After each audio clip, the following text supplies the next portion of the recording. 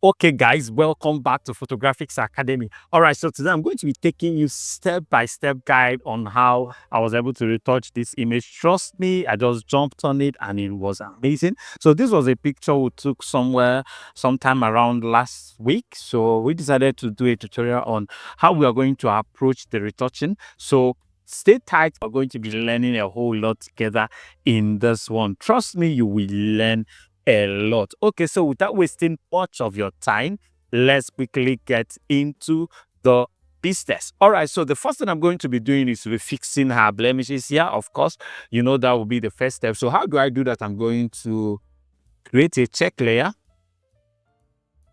Yeah, so you just load up your black and white and drop the reds and the yellows a little so that the blemishes on her face is going to show up more and become more visible. Then make a duplicate of your background, then pick up your lasso tool or any of your blemish removal tools. For this one, I'm going to be using my spot healing brush tool. Then I'm going to be, is it spot healing brush or healing brush tool? Yeah, spot healing brush tool, and just take care of the blemishes, the ones I can at this point.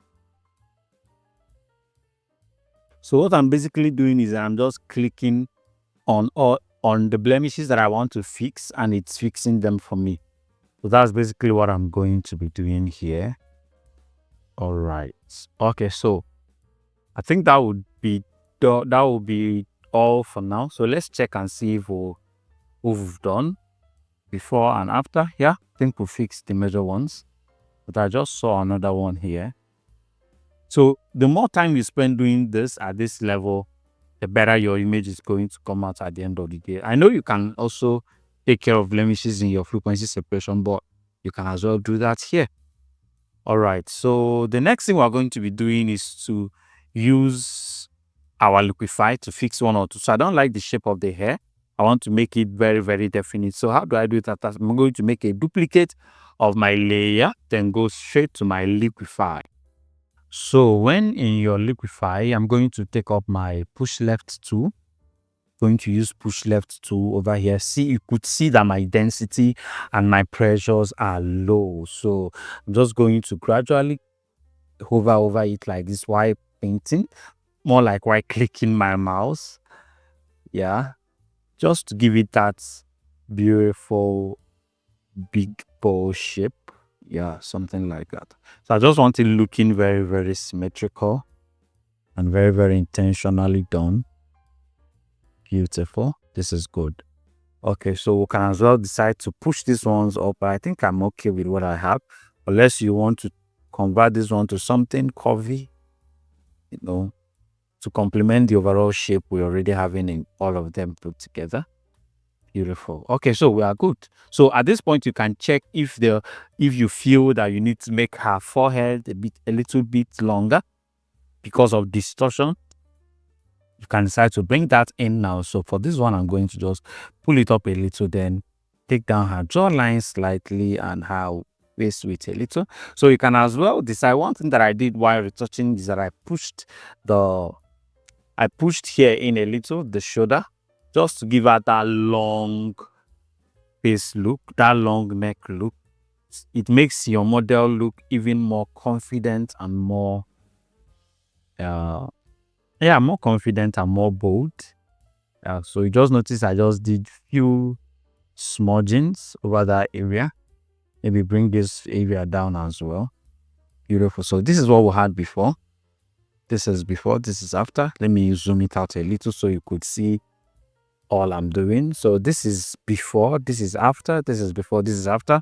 Then we'll press our OK. And the next thing we're going to be doing is to fix our stray hairs. So if you notice, I'm taking out time to get my foundations right, because once we start, we might not be able to do this perfectly well. So I'm taking out time to take care of these things early. So how do I do that? I'm going to make a duplicate, go to filter, go to blur, go to Gaussian blur. So I'll just blur it out until I've lost the hair. So I'm just looking at the stray hairs. So I'll just blur out until they are all gone. Yeah, something like this. And I'll press OK. Then I'll use my layer mask to just paint them in. That is how I fix it. Okay, so like this. So you notice the way it's just, painting it out. Yeah, of course, some of these areas are going to get halos because of the fact that we didn't separate it from the background, but we can fix all of that later.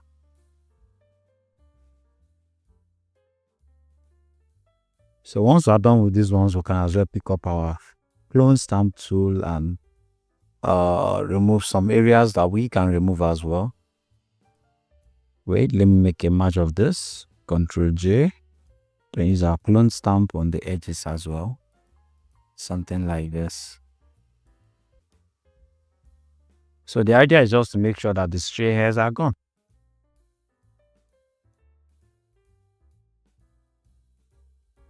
All right, we are good to go on that. Then the next thing we're going to be doing is our frequency separation. Yeah. Okay, so before we start that, let me just use my patch tool and take care of this. I don't like this one. It's looking distracting. Every other one is cool. Beautiful. Okay, so I'm going to load up this is a 16-bit image. So I'm going to load up my 16-bit retouch frequency separation action. Then I'm going to be keeping this somewhere around 8 because I still want a lot of textures in my image at the end of the day. Then I'll press OK. Go down to my low frequency, pick up my mixer brush tool. So I'm just leaving my settings at 24, 23, 19, 32. Just the same settings I am having here. It's going to work for you. Although you adjust your own settings to see how that works for you perfectly, then you can as well come here and make sure your clean brush is loaded. So once you've done that, you will start painting over your image. You can decide to zoom in like this, but I prefer retouching just something this close, not too close, not too far, so I can see exactly what I'm doing. So I'm just painting over the highlights and the shadows, then I'll blend them in. So the idea for frequency separation, I believe by now you should already be used to that, is that you paint your highlights separately, paint your shadows separately, then you blend both of them together. So one of the easiest ways to do it is to just make sure that your high frequency is turned off, so you can see just colors. So you can see just colors and how they are interacting with each other. Of course, if you can do this perfectly using your high frequency separation layer on, beautiful. You can as well continue with that. So I'm going to just fast forward this so we don't waste a whole lot of time here. But basically what I'm doing is that I'm painting my highlights into my shadows and my shadows into my highlight. Or rather, let's just do it here. There's no need fast forwarding. Let's just do it here. Okay, so we are done with that area. We'll just come down to this side. So you notice that my brush gets bigger, gets smaller. The reason it's doing that is because I'm making sure that I'm painting according to the size of the area that I'm painting. So I just adjust my brush size to fit the size of the area I am painting at a time. And that is why you are seeing this. Beautiful. Okay. So you notice the way I'm blending. So what I'm doing basically is that for the areas I need to blend, I get a brush that is slightly big enough. So half of it goes into the shadows and half of it goes into the highlight. And what I do when I get to such places is that at that edge where they are transitioning, I just make circular motions around the edge just to mix both of them together perfectly and get a very good mixer, a very good frequency separation for that area, something like that. So you notice I'm trying to do this very fast so the video don't get too long or necessarily too long. Yeah. But trust me, this is exactly the principle. Once you understand it and you keep practicing based on it, you will end up getting amazing results.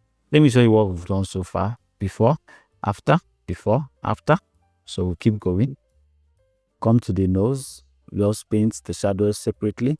So I'm trying to drag in some shadows into these areas because I noticed that the makeup didn't get to that area and it's supposed to. So I just use my mixer brush to drag in some shadows into that area to make it look nice. Then for the middle area, I'm just painting separately. So notice that my brush size is very small My brush tip is very small as the area I am painting per time. So for here, we'll do the same. Yeah, okay, so we move straight to this one, we'll do the same thing here. Okay, that was too much. Took it some steps back and we'll blend it back in. Okay, we'll come to the forehead again to check if we have any areas we still need to make adjustments to. Beautiful. Then for the eyebrow, just over here, it's not eyebrow. Is that? I think that should be called the eyeshadow. Yeah, just did a little adjustment there too. Okay, so for the neck, the same principle. So we are just painting downwards like this or sidewards. I don't know. Or trying to make sure we are maintaining the shape and the flow of the skin in that area. Even though we want it smooth. Okay, we'll come over to this side, do the same thing. Okay, so this is basically how you do your frequency separation on your images. Yeah, this can be improved. Of course, this can be improved. But this is the very basic way of approaching frequency separation. And you always get amazing results as a beginner. At that level, you always get a very good result. Even as a pro with this, you can get amazing results as well. So once you are done with your mixings and all of that, you load up your high pass again and high frequencies rather, and see what you've done. So see how much you've done before, after. So the few things we are going to do is I will zoom in on the image and know if there are blemishes we need to still take care of. And one of the fastest way to find out is to even create maybe a stamp visible layer above all of this and invert. So let me show you what I mean by that. So I'm just going to go to my background and create a stamp visible layer from there. So what is basically going to do for me is that it's going to create a stamp visible layer that does not have the informations of any of this. So I can just pull it all the way to the up. Yeah, all the way to the up like this, and it does not affect my frequency separation. So if I turn that off, you see my frequency separation perfectly there and all of that. Yeah. So another thing we can do is that we can press Ctrl-I on that and it's going to hide. Yes, beautiful. Okay, so we are seeing what we are doing now. So another thing we can do is to bring it all the way down so we can be able to perfectly see how what we are doing affects our image. Or better still, we can create a black and white adjustment layer like this. Good. Then you pull that down like that. Nice. So when you pull it down like that, it opens up the image for you. You are seeing it as smooth as it is. So you'll be able to notice some skin textures that are not properly taken care of, and this is where your clone stamp comes in. So just use a very tiny clone stamp tool and fix them. So remember, we are retouching from this distance. So from this distance, this skin texture over here is standing out to me. So what do? I pick up my clone stamp and I fix that. So just the ones that you could see from this distance, you don't need to zoom in very tight. The ones that are looking quite distracting from this distance are the ones we take care of basically. So look at that eye line over here. Nice. Look at this one over here. Beautiful. So remember, I'm using a very tiny clone stamp to take care of that. Good. So come to the forehead. Look at this two over here. Look at this one over here. So you don't need to zoom in, because when you zoom in, you are going to even start seeing her skin, her blemishes as well. So from this distance, if it's not standing out to you, then it's not a blemish. If it is, then you need to fix it. So some of those distracting skin textures are just what we are taking care of for now. Okay, so you grab the idea, you just run it on your own and see what you have. But basically, I think I have a good image here already. So the next thing we are going to be doing is our dodge and burn. We can decide to load our dodge and burn right above our frequency separation, below our black and white. I think I used it 2 times. I just needed it to be working once. Then we'll do the same thing for our burn. So we'll now take the black and white adjustment layer up, just to have it above here. because we don't want anything we are doing in the dodging and burning to be affected by it, because we are deleting it later. So I'll pick up my brush tool, make sure that my flow is in 3, and just make my bright places brighter. Simple. It's just that simple. Make here brighter. Make here brighter as well. So notice I avoided this place. Why? Because I'm seeing shadow there, and it's going to be a part of the reason why it's beautiful. So we don't need to take that away. So just the forehead brighter. See this area, make hair brighter as well. So the idea is not to do too much. The idea is just to highlight the places that are already looking highlighted. It's just to enhance looks, not to transform entirely. You are basically enhancing. So as a retoucher, one of the things you would want to do is to make your image look as real as possible. That is, look as close as the original image when you started retouching. And if you are going to do that, you don't need to push overboard on anything. The moment you do that, it becomes very unrealistic. Okay, so we are good. So we'll do the same thing for our bun. Okay, so we can as well come down to the body and do some dodge and burn there as well. Nice. See this area. See this area. See this one. So we can do our burn as well, just to make things darker. Do the same thing here. So remember, we darken there up a bit. Darken here. Darken here. So for the forehead, we come in like this. Just darken these areas slightly. Nice. Come in here. Do the same. Just a bit of it here. And a bit of it here as well. So darken here up a bit. The cheek area. That will give it. We'll use our bone to even possibly give her a lip liner, or make the lip liner more accentuated. Let me just put it that way. All right, so we'll turn off the black and white and we'll see what we've done. So this is our dodging and burning. I'm going to match these two together. Yeah, so this is it. Before, after, before, after. So you see the way we're able to just make things, make the highlights and the shadows pop a little more than it was looking before. So having done this, the next thing we are going to do, we'll delete the black and white first. Then we'll load up our magic eyes just to clean up her eyes and remove some veins that we are seeing inside there. So I just opened up and went down to my clean eyes.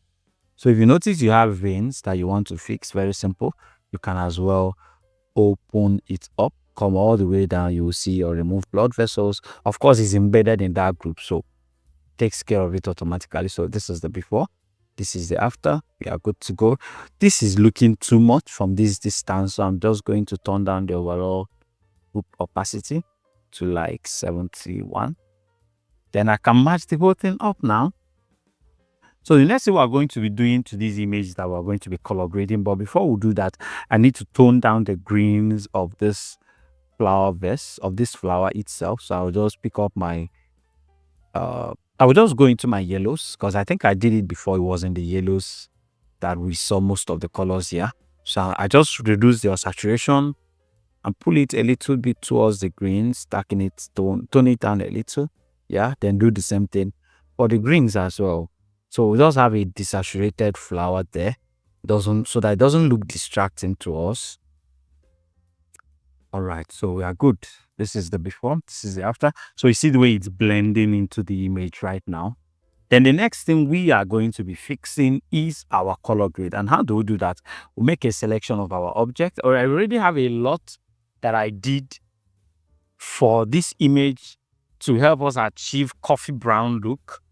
So that's a lot we are going to be applying on her skin and see how that works. Yeah.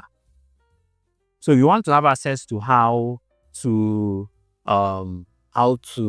achieve coffee brown look on your images, so just go to the comment section and comment that you want to learn. Maybe we'll make a video on that, on how you can achieve coffee brown color grading on your images. But for now, we are going to be using LUTs. So no manual color grading. We're just going to be working with our LUTs, and you will see how it works amazingly. All right, so our object is perfectly selected. We're obviously going to select inverse so that we separate her perfectly from the background. So looking at it now, we have our flower pots also selected, part of the background, which we do not want. So we'll just basically minus it from the selection, just like that. Now, okay, so make a duplicate of your background, then layer via cut, because we are separating from the background entirely. I wouldn't want the color spilling on the background unless intentionally. All right, so we'll have it here. We'll take our object layer all the way up, then we'll go to our color lookup, go to load 3DL. Yeah. So we are working with two particular color lookups in this particular image, and I'm going to show you exactly how to use that. Yeah, so the first one we're going to be working with is this one. I didn't name that. So this is basically to lay the image in such a way that when we apply the second one, it's going to make it pop as we want. So I'll make a duplicate of my object so I can use my color range to separate her skin from the clothes. I wouldn't want to use brush to start doing all that painting. Beautiful. So have this. Yeah, this is relatively good to go. Then I'll just drop it over there, delete this one, and have it on it. So you can change the blend mode to color if you want, but already I saved a lot as a color blend mode, so you wouldn't need to do that. So I think it's spilling a little bit on my flower. So I'm just going to paint it out. Nice. Also try to paint out if it touched your clothes. Then zoom in on your image to make sure it's properly on everywhere it is supposed to be. Very, very good, except the fact that it didn't touch the nose, and I'm getting too much of it on my lips. I do not want it on the lips. I want the lips to maintain its original color, so I'm just going to paint it out. Just like that. Very good. So the next thing we're going to be doing is to reduce the opacity. Just somewhere around here. This is good. Then we'll load up the second lookup table. What is this? Okay, we'll delete that. That was a mistake. Color lookup table, load 2DL. So this one is already in Liquify. That's why you see it here. Then I'll press load, and bam, we'll have our image popping and all of that. So if you want it just like this, you can just leave your own like this. Sincerely speaking, this is beautiful for me. But remember, we said we're color grading the skin, not the general look. So we'll just replace this mask using that one as well. So have a good color grading. Now I noticed that the lips is too bright, so I'm just going to pick up my curves and darken down the lips a little. Just the lips. Like that. Very good. Nice. Okay, we'll darken over here. You can reduce the opacity, and we are very good to go. So here is looking slightly too dark for me. So what I'm going to do is I'm going to pick up my curves one more time, pick up my hand tool, and just brighten this area up. Press Ctrl I, use my brush to paint it in. Just like that. So it's going into here. I do not want it. So the last move we are going to be making on this image is to use our done for you retouch action pack to bring the whole thing together. So I'm just going to load up my done for you, and I'm going to press play. All right, so done for you properly applied. Of course, this is looking too heavy, but you're already seeing the effect of it on the image. So I'm just going to drop it down a little like this. Nice. Okay, so we'll have the before, we'll have the after, we'll have the before, we'll have the after. If you see your shadows have gotten too dark again, you can as well lift it up. If you feel the highlights are too bright, you can as well bring it down, because I feel the forehead is slightly brighter, too bright for my liking. So I'm just going to press Ctrl I and paint that in, just like this. Beautiful. Okay, the before, the after, and we are good to go. So let me match this up and create a snapshot so you can see what it looks like when we started. So this was the image we brought into Photoshop, and this is the retouched version. This is the before, this is the retouched version. I believe this video helped you a lot. Make sure you subscribe to our YouTube channel and on the notification when you do so that you get notified every single time we drop a new video.